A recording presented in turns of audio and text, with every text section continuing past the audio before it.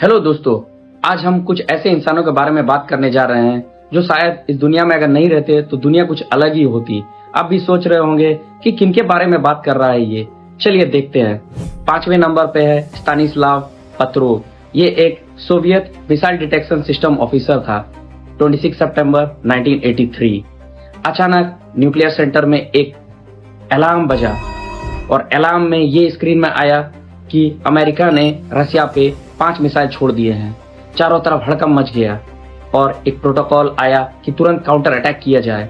Petrov का gut feeling ये बोल रहा था कि ये शायद अटैक अमेरिका तरफ से नहीं है, क्योंकि अगर अमेरिका अटैक करता तो 5 नहीं 5000 मिसाइल छोड़ता। उसे लगा ये फॉल्स अलार्म है और फिर इसके बारे में जांच चालू हुई और जांच में ये पता चला कि एक सिस्टम बग था और सही में ये एक फॉल्स अलार्म था।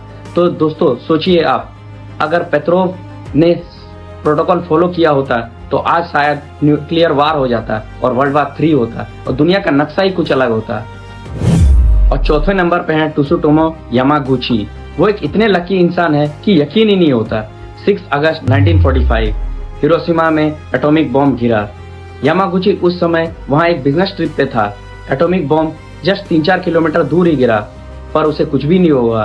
वो वहाँ से बच गया। उसे कहाँ वापस जाना चाहिए था? घर, राइट? वो घर ही वापस गया। उसका घर कहाँ था? नागासाकी पे। वो अपने बॉस को हिरोशिमा के किस्से बता ही रहा था कि 3 दिन बाद नागासाकी में भी एटॉम बॉम्ब गिर गया, पर यकीन मानिए वो वहां से भी बच गया। उसे कुछ भी नहीं हुआ। वो एक दुनिया के इकलौते इंसान है जो 2 एटॉमिक बॉम्ब सर्वाइव कर चुके हैं। उसकी जिंदगी से लोगों को ये भी सबक मिलता है कि न्यूक्लियर वेपन्स के खिलाफ आवाज उठानी चाहिए। और तीसरे नंबर पे है किम पुक, एक 9 साल की बच्ची। 8 जून 1972 वियतनाम वार चल रहा था। एक छोटी सी विलेज जहाँ किम पुक रहती थी, वहां पे नेपाल बम गिरा। वो भाग रही थी, वो रोड पे अकेले भाग रही थी, जल रही थी, स्क्रीन भी जल रहा था। एक फोटोग्राफर ने उसकी फोटो खींची। फिर क्या, अगले दिन हर एक न्यूज़पेपर के फ्रंट पेज में उसकी फोटो आई। पब्लिक दंग रह गई। एक अकेली बच्ची इस तरह भाग रही है। उस एक फोटो ने जो पब्लिक का ओपिनियन वियतनाम वार के अगेंस्ट चेंज किया, वो शायद पॉलिटिकल स्पीच भी नहीं कर पाई। किम पुक आज भी जिंदा है 70 सर्जरीज के बाद भी। वो एक यूनेस्को ग्लोबल एम्बेसडर है और दुनिया में पीस की बातें करती है। और दूसरे नंबर पे है मीव गीस। इनका नाम आपने शायद सुना होगा या ना भी सुना हो सकता है। अगर ये औरत जिंदा नहीं रहती तो आज हम लोग एनी फ्रैंक की वो डायरी कभी नहीं पढ़ पाते। नाजीज ने जब एम्स्टर्डम में एनी फ्रैंक के छुपे हुए घर पर रेड किया, तब ये वहाँ वापस आई। फ्लोर में जितने बिखरे हुए पेपर थे सारे को उठाया और एक लॉकर में बंद कर दिया। वो सोची कि जब एनी वापस आएगी तो उसे मैं वो दे दूंगी। एनी कभी वापस नहीं आई। एनी की मृत्यु कंसंट्रेशन कैंप में ही हो गई। उनके पापा जब वापस आए तो मीव गेस ने वही डायरी उन्हें वापस सौंप दी। आज वो डायरी दुनिया में सबसे पढ़ी जाने वाली बुकों में से एक बुक है।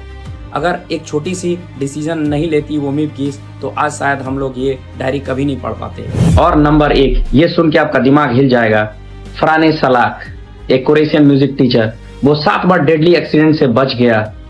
Train accident, plane crash, car में आग लग गई, बस टूट गई, 7 बार मौत आई, पर 7 बार बच गया। और फिर क्या, 2003 में उसने लॉटरी जीती।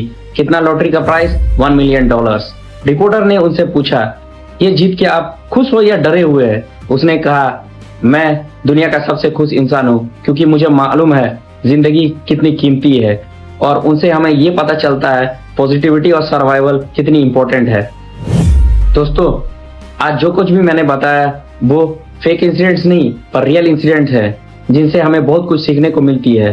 अगर आपको ये वीडियो यूजफुल लगी और आपको अच्छा लगा, प्लीज लाइक करें, शेयर करें एंड सब्सक्राइब करें। Thank you very much for watching.